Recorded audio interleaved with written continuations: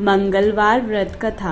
प्राचीन समय की बात है। किसी नगर में एक ब्राह्मण दंपत्ति रहते थे। उनकी कोई संतान ना होने के कारण वे बेहद दुखी थे।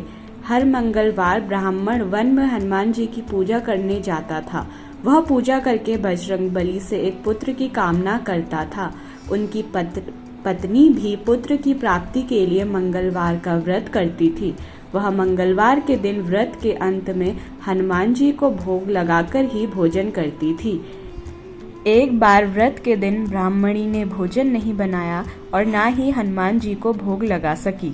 तब उसने प्रण किया कि वह अगले मंगलवार को हनुमान जी को भोग लगाकर ही भोजन करेगी। वह भूखी प्यासी 6 दिन तक पड़ी रही। मंगलवार के दिन वह बेहोश हो गई। हनुमान जी उसकी श्रद्धा और भक्ति देखकर प्रसन्न हुए। उन्होंने आशीर्वाद स्वरूप ब्राह्मणी को एक पुत्र दिया और कहा कि यह तुम्हारी बहुत सेवा करेगा। बालक को पाकर ब्राह्मणी बहुत खुश हुई। उसने बालक का नाम मंगल रखा। कुछ समय उपरांत जब ब्राह्मण घर आया तो बालक को देखा और पूछा कि वह कौन है।